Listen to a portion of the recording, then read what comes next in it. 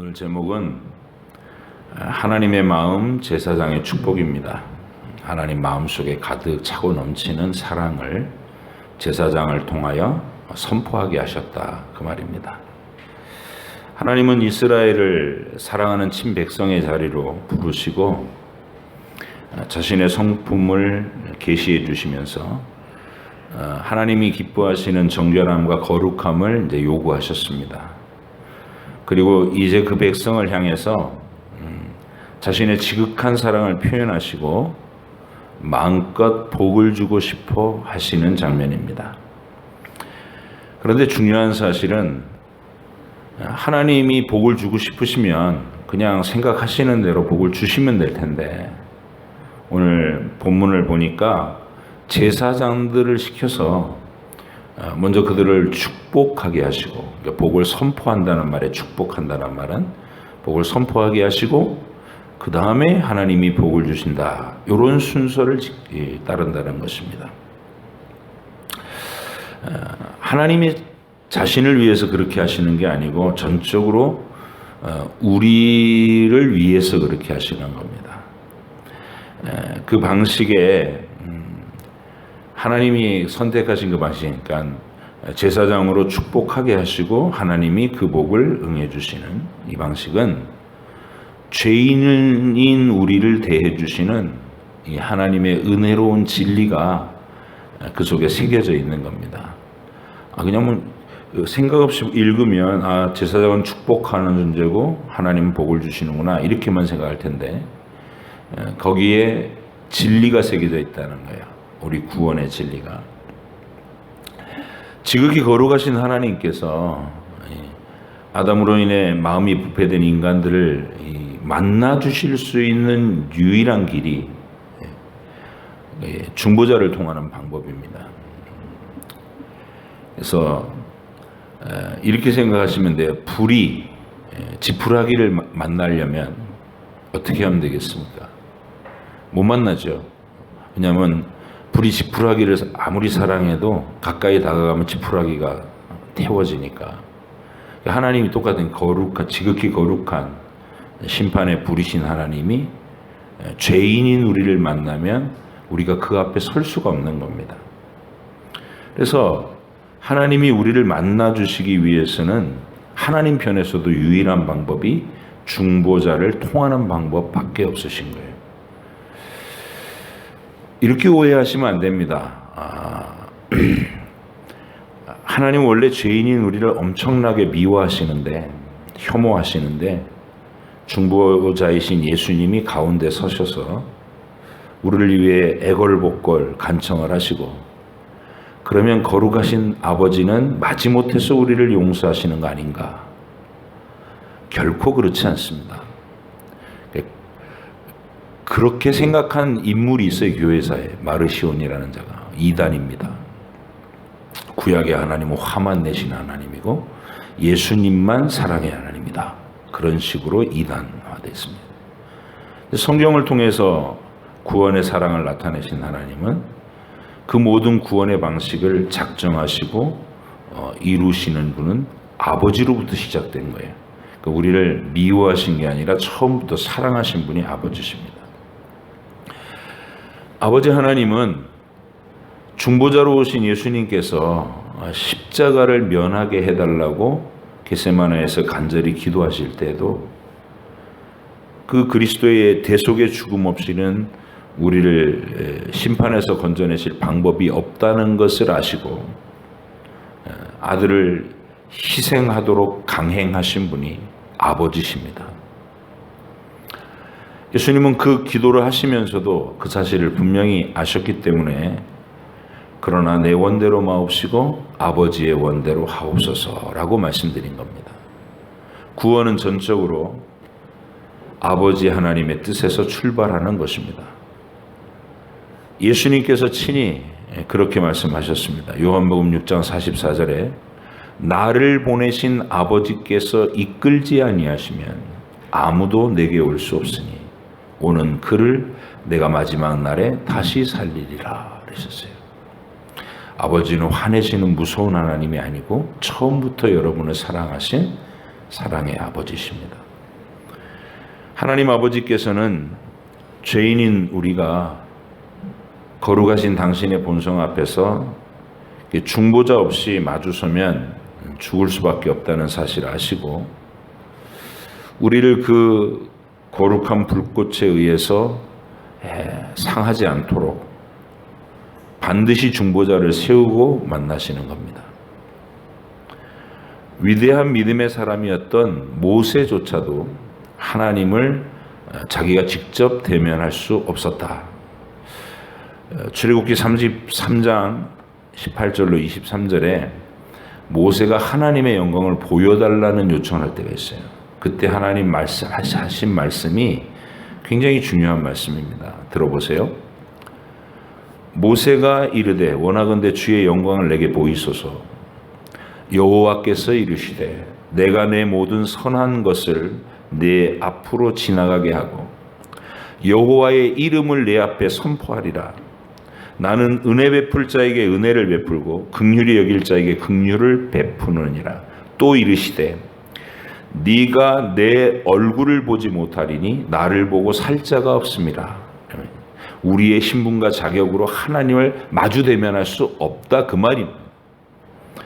여호와께서 또 이르시기를 보라 내 곁에 한 장소가 있으니 너는 그 반석 위에 서라.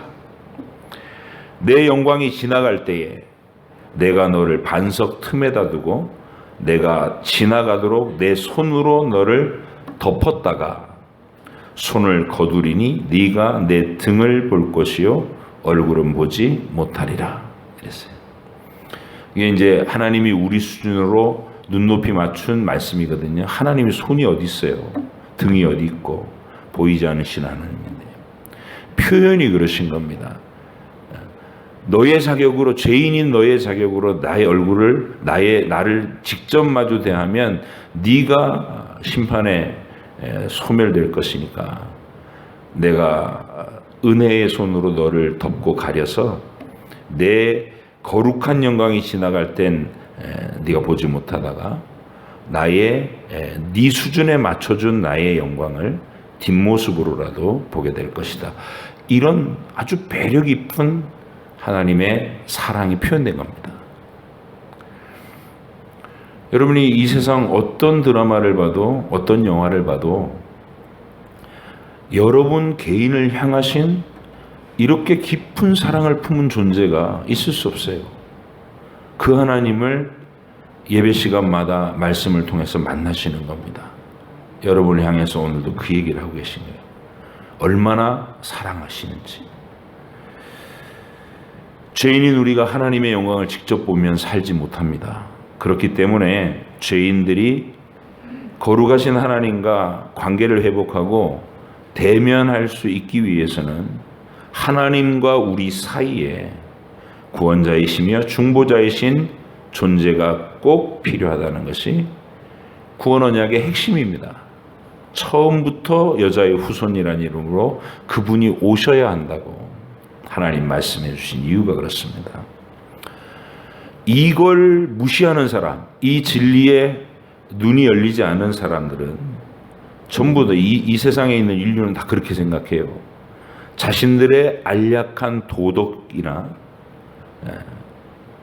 흠집투성이의 선행, 그걸로 하나님 앞에 나아가려고 거들먹거립니다. 그걸로 나갈 수 있다고 생각하고 자기가 도덕적으로 조금 깨끗하다고 생각하면 다른 사람들을 더럽다고 정죄하고 그런 쪽으로 흘러가는 게 그게 세상의 도덕입니다. 세상의 종교이기도 하고요. 그런 자들은 자기 의로, 도덕적인 의로, 자기 선행으로 하나님을 만나려고 하는 자는 결국 하나님의 거룩한 심판의 불을 직면할 수밖에 없습니다. 맨 얼굴로 맨몸으로 불 속에 뛰어드는 거하고 똑같은 거예요. 죄인인 우리가 하나님 앞에서도 생명을 보존할 수 있는 유일한 길은 하나님께서 우리를 위하여 세워주신 중보자를 통해서 하나님과의 중보자의 중재를 통해 화목을 이루는 길밖에 없습니다. 그 사실을 직접적으로 설명해 준 말씀이 사도 바울의 골로새서 1장 19절로 21절입니다. 또 한번 잘 귀담아 들어보세요. 아버지께서는 모든 충만으로 예수 안에 거하게 하시고 그의 십자가의 피로 화평을 이루사 만물 곧 땅에 있는 것들이나 하늘에 있는 것들이 그로 말미암아 자기와 화목하게 되기를 기뻐하심이라. 전에 악한 행실로 멀리 떠나 마음으로 원수되었던 너희를 이제는 그의 육체의 죽음으로 말미암아 화목하게 하사 너희를 거룩하고 흠없고 책망할 것이 없는 자로 그 앞에 세우고자 하셨으니 만일 너희가 믿음에 거하고 터 위에 굳게 서서 너희의 들은 바 복음의 소망에서 흔들리지 아니하면 그러하리라. 이 복음은 천하 만민에게 전파된 바요 나 바울은 이 복음의 일꾼이 되었노라. 하나님 아버지가 저와 여러분을 위해서 하신 위대한 구원 행위는 바로 중보자를 우리에게 보내주신 겁니다. 이러한 진리를 아직 예수님이 이 세상에 오시기 1500년 전이었던 이 출애굽 백성들에게도 알려주시기 위해서 명령하신 것이 오늘 본문의 내용입니다. 대제사장이 백성을 위하여 하나님 앞에 서서 그들을 위해 축복의 기도를 하는 모습, 축복의 선포를 하는 모습은 장차 진정한 대제사장께서 영원히 하늘 보좌 앞에서 우리를 위한 축복을 간청하시는 모습을 미리 보여주신 그런 장면인 것입니다. 그러니까 예수님이 하늘 보좌 우편에서 우리를 위해서 축복 기도를 하시는 것은 하나님 아버지께 간구하는 것이죠. 복되게 해달라고. 그러니까 시간과 공간 너머에서 하늘에서 벌어지는 일이니까 어느 시대 누구에게나 그 주님의 그 택하신 하나님의 백성들에게는 그 축복이 이렇게 유효한 겁니다. 근데 그거를 그 시대에는 구약 시대에는 제사장들이 보여줬고 오늘날 시대에는 그리스도의 몸인 여러분들이 서로 피차간에 보여줘야 될 모습인 것입니다. 자, 그 얘기가 히브리서 7장 24절로 28절에 이렇게 설명되어 있습니다. 예수는 영원히 계심으로 그 제사장 직분도 갈리지 아니하느니라. 그러므로 자기를 힘입어 하나님께 나아가는 자들을 온전히 구원하실 수 있으니 이는 그가 항상 살아계셔서 그들을 위하여 간구하심이라. 이러한 대제사장은 우리에게 합당하니 거룩하고 악이 없고 더러움이 없고 죄인에게서 떠나 계시고 하늘보다 높이 되신 이라. 유일하신 분이라는. 그는 저 구약의 대제사장들이 먼저 자기 죄를 위하여 속죄제를 드리고 난 다음에 백성의 죄를 위하여 날마다 제사 드리는 것 같이 할 필요가 없으니 이는 그가 단 한 번에 영원히 자기를 드려 이루셨음이라. 율법은 약점을 가진 사람들을 제사장으로 세웠거니와 율법 후에 하신 맹세의 말씀은 영원히 온전하게 되신 아들을 세우셨느니라. 우리에게 이 중보자가 계시다는 게 얼마나 큰 복인지 모릅니다. 그래서 오늘 이 본문, 여러분이 읽으신 본문, 구약의 아론의 대제사장들이 백성을 위하여 축복을 하는 그 모습은 우리 주님께서, 영원히 살아계신 우리 주님께서 시간과 공간을 초월해서 하늘 보좌 우편에서 어느 시대 누구든지 구원을 입히신 영혼을 위해서 항상 기도해주고 있는 모습인 것이다.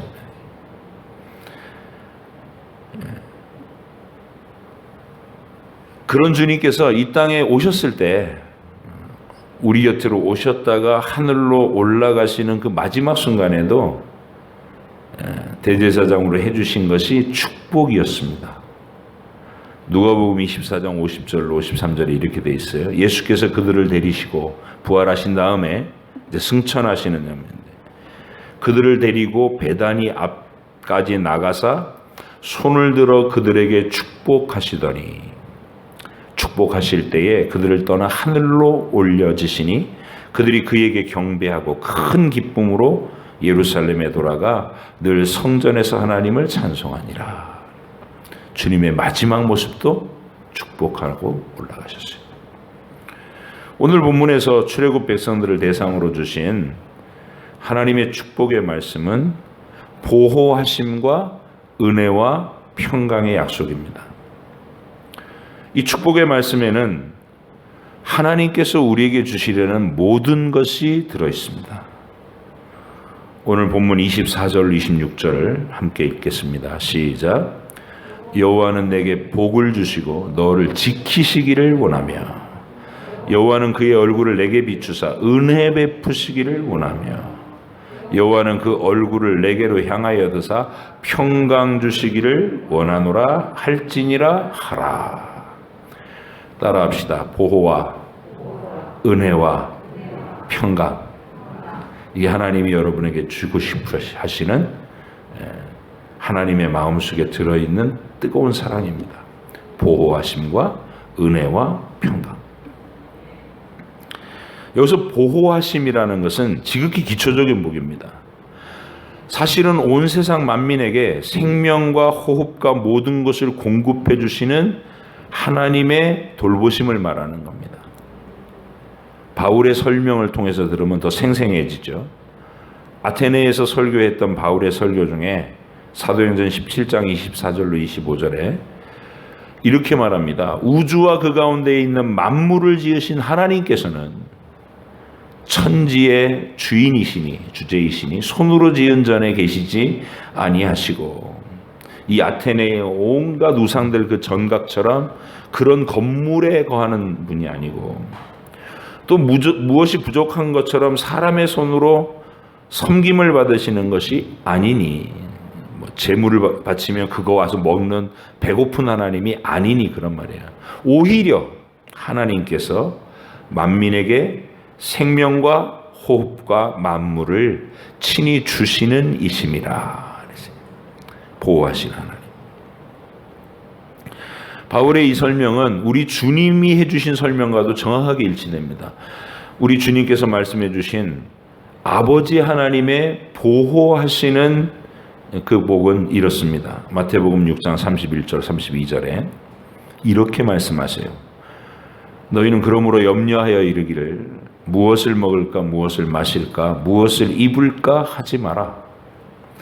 이는 다 이방인들이 구하는 것이라. 너희 하늘 아버지께서 이 모든 것이 너희에게 있어야 할 줄을 아시느니라. 주고 계셨다는 게 지금까지. 앞으로도 주실 거라는 거예요.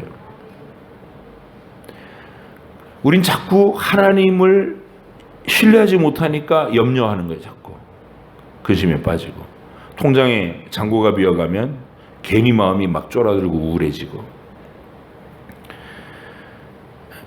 하나님은 그런 거 가지고 염려하지 마라. 기도는 하되 염려하지 마라. 근데 하나님께서 우리에게 주시겠다는 복이 이 기초적인 거, 먹을 거, 입을 거 공급하시는 것에서 그친다면, 그게 다라면 우상 숭배자들이 상상하는 우상의 복과 크게 다르지 않게 됩니다. 네. 그죠? 세상에 우상들한테 비는 사람들이 전부 그 염려 갖고 비는 거예요. 네. 먹을 거 풍족하게 해주십시오. 마음껏 쓸 수 있는 돈 주십시오. 사람들한테 행세할 수 있는 권세 주십시오. 모든 사람에게 인기와 추앙을 받는 명예를 주십시오. 그게 세상이 우상한테 비는 내용입니다. 권력을 갖게 해달라고, 돈을 갖게 해달라고, 오래 살게 해달라고, 건강 지켜달라고. 이게 전부 기초적인 복인데 그들이 간절하게 막 비는 거야. 오체 투지를 하면서, 오체 투지가 뭔지 아시죠? 무릎 꿇고 배를 바닥에 대고 또 일어나고 그러면서 뭐 자기들의 성질을 하는 거예요. 그렇게 하면 신을 만난다는 거예요. 소원 성취가 되고 또는 탑을 돌아요. 탑을 아니면 찬 겨울에 찬물로 목욕하고 장독대에 물 떠놓고 빌어요. 간절하게. 전부 신뢰하지 못하니까 관계를 알지 못하니까 애절하게 비는 겁니다. 하지만 우리 주님은 그런 복은 염려하지 말아요. 하나님 아버지가 너희에게 필요한 거 다 아신다는 거예요. 주고 계셨고 앞으로도 줄 거라는 거예요. 염려하지 마라. 그래서 이제 이 기초적인 복 위에다가 하나님이 또 선포하시는 게 아주 중요한 은혜라는 복입니다. 은혜. 은혜라는 말은 자격 없는 자에게 베풀어 주시는 하나님의 호의를 얘기하는 거예요. 그러니까 자격이 없는 죄인들을 기꺼이 만나시고 사랑하시되 끝까지 사랑하시는 이 구원과 관련된 복이 은혜입니다. 은혜. 예수님께서 우리가 먹을 것, 입을 것, 필요한 것을 위해서 기도는 하라고 그랬어요. 근데 염려하면서 두려워하면서 집착하지 말라고 하십니다. 그런 것들을 위해서 막 애걸복걸 매달리는 것은 이방인들이 하는 기도의 형태라는 거예요. 주님 친히 이렇게 말씀하신 거예요. 우리한테는 그 기초 기도는 아주 간단하고 심플하게 하라고 가르쳐 주셨어요. 간단하고 심플하게. 어떻게 가르쳐 주셨죠? 주님의 기도에서 그 구절이 되게 짧아요. 오늘 우리에게 일용할 양식을 주옵시고 끝. 주님, 저한테 몇 평 아파트가 필요하고 저한테 뭐 어쩌고 저쩌고 무엇을 먹어야 되고 입어야 되고 이러지 말고 오늘 필요한 것 저게 주십시오. 주님 주신 것으로 나는 만족하고 또 주님이 채워주시는 것으로 내가 배부를 것입니다 하고 소박하게 기도하라는 거기는. 자, 기초적인 기도는 그렇게만 하고 대신에 간절하게 하라는 기도의 내용이 있어요. 그것 대신에 하라는 기도가 동일한 마태복음 6장 33절에서 그런즉 이방인들이 구하는 그런 거에 집착하고 매달리지 말고 그런즉 너희는 먼저 그의 나라와 그의 의를 구하라. 그리하면 이 모든 것 기초적인 복은 너희에게 더하여 주시리라. 그러므로 내일 일을 위하여 염려하지 말라. 내일 일은 내일 염려할 것이요 한날의 괴로움은 그날의 족하니라. 아멘. 여기서 먼저 그의 나라와 그의 의를 구하라는 말이 바로 은혜를 구하라는 말입니다. 우리가 하나님과 관계가 단절되어 있는 죄인들로서 하나님의 아들 예수님을 통해서 하나님 아버지와 다시 영원한 사랑의 관계가 회복될 수 있도록 해주신 것, 그것이 천국 복음입니다. 그게 먼저 그의 나라와 의를 구하는 내용입니다. 은혜를 구하라는 것이죠. 마지막에 선포해 주신 평강이라는 복은 은혜를 받은 사람들이 누릴 수 있는 결과의 열매입니다. 복의 열매입니다. 그것은 이 세상에 보이는 것들과 보이지 않는 어떤 것들로부터도 결코 빼앗기거나 흔들리지 않는 절대적인 평안과 행복을 말합니다. 평강. 은혜 받은 자만이 그 영원한 평강을 누립니다. 하나님의 은혜에 들지 못한 자들은 죽음의 권세에 여전히 짓눌려서 종노릇하고 자기 죄 속에 살다가 심판 앞에 직면되고 맙니다. 근데 하나님의 은혜를 받은 사람은 이젠 더 이상 두 번째 사망, 하나님과 영원히 단절되는 그 사망이 지나갔기 때문에 육체적인 죽음도 그에게 두려움이 되지 않습니다. 어떤 것도 그 평안을 뺏어갈 수 없다는 것이네요. 절대적인 존재가 되는 겁니다.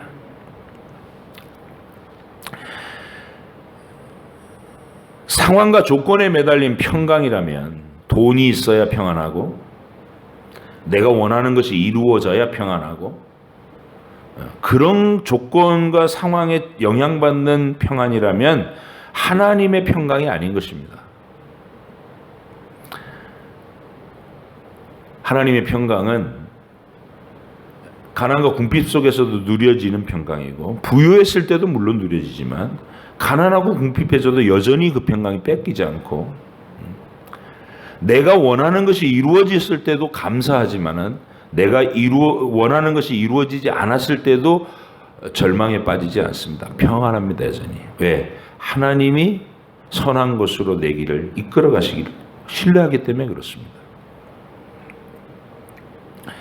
하나님께서는 바로 그런 복을 우리에게 주고 싶으셔서 유일하신 아들 하나님을 영원한 대제사장으로 세우셔서 영원히 항상 우리를 위해 보좌 앞에서 축복하시도록 요구하셨습니다.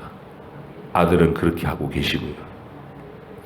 오늘 본문은 바로 그 완전하신 대제사장이 하늘 위에서 하고 계시는 일을 출애굽 현장에서 백성들한테 보여주시기 위한 상징과 예표로 제사장들이 손을 들어서 축복한 장면입니다.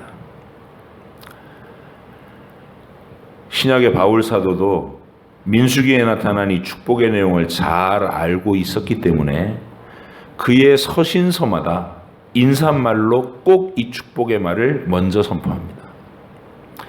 기초가 되는 복은 워낙 기초니까 그냥 전제해 놓고 로마서 1장 7절에 이렇게 말합니다. 로마에서 하나님의 사랑하심을 받고 성도로 부르심을 받은 모든 자에게 하나님 우리 아버지와 주 예수 그리스도로부터 은혜와 평강이 있기를 원하노라. 은혜와 평강. 고린도전서 1장 1절로 3절. 하나님의 뜻을 따라 그리스도 예수의 사도로 부르심을 받은 바울과 형제 소수대네는 고린도에 있는 하나님의 교회 곧 그리스도 예수 안에서 거룩하여지고 성도라 부르심을 받은 자들과 또 각 처에서 우리 주 곧 그들과 우리의 주 되신 예수 그리스도의 이름을 부르는 모든 자들에게 하나님 우리 아버지와 주 예수 그리스도로부터 은혜와 평강이 있기를 원하노라.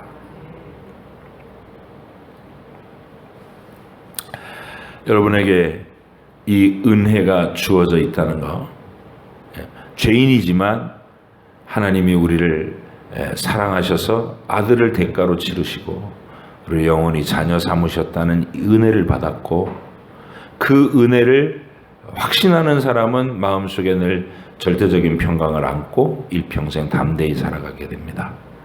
주인공들이 되신 줄로 확신하시고 여러분의 삶이 이 은혜와 평강으로 환해지시기를 축복합니다. 자, 구약의 제사장이나 신약의 사도들이나 백성을 위해서 복을 선포하는 자들이라고 해서 자신들이 무슨 대단한 존재가 되었다고 착각해서는 안 됩니다. 그죠? 왜냐하면 그 축복의 말들 자체가 하나님께서 정하신 것이고 자기들한테서 나오는 게 아니고 하나님이 시키신 거예요. 그리고 그들에게 그 축복의 행위를 맡기신 것은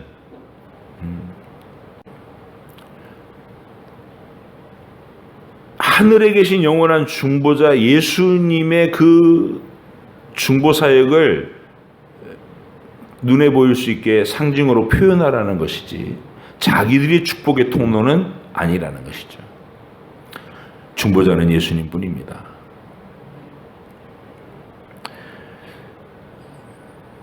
목사에게 기도를 받을 때에도 그 사람이 어떤 능력을 행하는 사람이라도 그에게서 능력이 나오는 것처럼 오해하고 기도를 받으면 안 됩니다. 우리는 항상 하늘 보좌 우편에 계신 예수님이 우리의 유일한 중보자시고 우리의 유일한 대제사장이라는 사실을 항상 기억하고 이 땅에서 기도하는 자, 축복하는 자는 그것을 표현해 주는 도구일 뿐이라는 것을 꼭 기억하셔야 됩니다.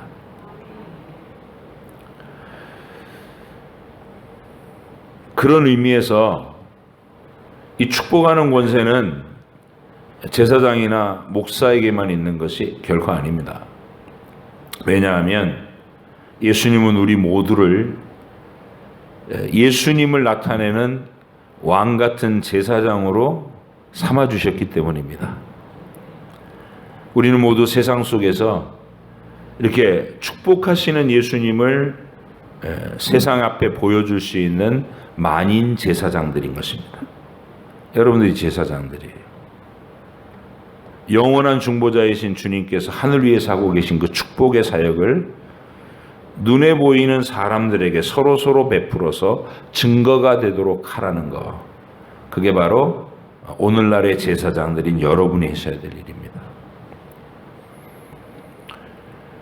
그러므로 우리는 축복을 전하는 자들로 또는 복을 비는 자들로 세상 속에서 살아가야 합니다. 왜요? 주님이 임명하셨기 때문입니다. 예수님의 이름으로 서로를 향해서 이 축복을 해야 돼요. 보호하심과 은혜 주심과 평강을 주심을 선포해야 됩니다. 서로를 위해서 이 복을 빌어주면서 살아가는 존재가 되어야 됩니다. 예수님께서 저와 여러분을 세상을 위한 제사장으로 삼으셔서 무엇을 하라고 하시는지를 함께 읽어볼 필요가 있어요. 이게 제가 꾸며서 하는 말이 아니라 우리 주님이 친히 임명하셔서 그렇게 보내시는 것을 성경의 기록으로 남겨놓으셨습니다. 누가복음 10장 표시입니다. 누가복음 10장 1절로 6절.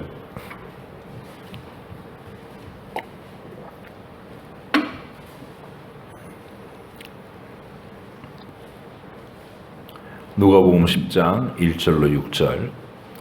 여러분이 얼마나 대단한 권세를 가진 것인지, 얼마나 대단한 역할을 가진 것인지 확인해 보셔야 됩니다. 시작. 그 후에 주께서 따로 70인을 세우사 친히 가시려는 각 동네와 각 지역으로 둘씩 앞서 보내시며 이르시되 추수할 것은 많되 일꾼이 적으니 그러므로 추수하는 주인에게 청하여 추수할 일꾼들을 보내주소서 하라. 잠깐요. 주님이 친히 가시려는 동네에 둘씩 짝을 지어서 제자들을 먼저 보내신다는 거예요. 그러니까 예수님이 가실 장소에 대리자로 가시다는 거예요. 그게 제사장입니다. 자, 3절 시작. 갈지어다 내가 너희를 보냄이 어린 양을 이리 가운데 보낸과 같도다. 전대나 배낭이나 신발을 가지지 말며 길에서 아무에게도 무난하지 말며. 여기 잠깐만요. 전대나 배낭이나 신발을 가지지 말라는 말은 복음을 위해서 여러분이 살아가는 동안에 필요한 기초적인 그거는 하나님께서 늘 공급하신다는 약속이에요. 걱정하지 말고 가라 이 말이죠. 아까 염려하지 말라는 말하고 똑같은 거예요. 그런 거는 염려하지 마. 있어야 될 거 필요한 것들 하나님 공급하셔. 맡겨놓고. 그리고 아무에게도 무난하지 말라는 거. 우리 인사도 하지 말라는 거냐. 기독교인들은 무례한 거냐. 그게 아니고 그 사명에 집중하라는 말입니다. 그렇죠? 최우선적으로. 가서 사람들의 인기나 얻고 희희낙낙하면서 수다나 떨로 지금 방문하는 게 아니고 우리 주님의 그 위임하신 축복을 가서 비는 그 일하러 가는 거니까 그 일에 집중해라 그 말이에요. 자, 5절 6절 시작.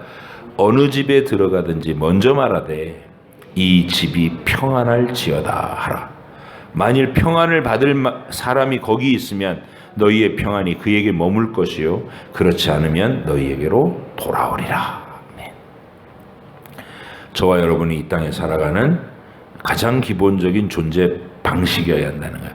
어딜 가서나 누구에게든 은혜와 평강을 선하는 거예요. 은혜 안에 들어온 사람은 평강이 임할 거고 은혜 안에 들어오지 못한 사람, 불신자, 여러분의 복음을 거절하는 사람, 그 사람들한테 선대하고 축복한 말은 여러분 자신에게 돌아오니까 우리는 끊임없이 이 복을 선포하고 살아야 된다는 말입니다.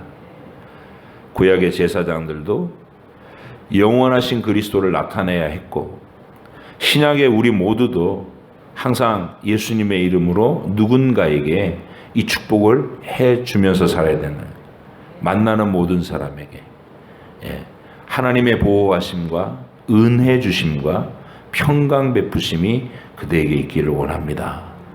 이렇게 축복하는 거예요. 그게 이제 예수님 증거하는 거고 복음으로 초대하는 거보다 그런 게 축복, 세상에 축복을 전하는 제사장으로서의 역할을 하는 겁니다.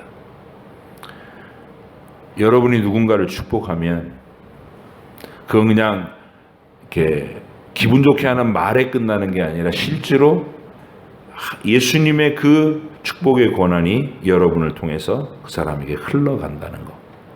엄청난 역할이죠. 사명이죠. 여러분을 다 이 일에 임명하셨습니다. 민수기 오늘 6장 오늘 읽은 본문에서 아론이 대표가 되어 사람들 앞에 손을 들고 축복한 그 내용은 이제 예수님이 온전히 이루셨고 그 모습을 우리가 세상 앞에서 보호하심과 은혜와 평강을 누구에게든 선포하면서 여러분의 일평생 왕같은 제사장들로 살아가시기를 주의 이름으로 부탁드립니다. 기도하겠습니다.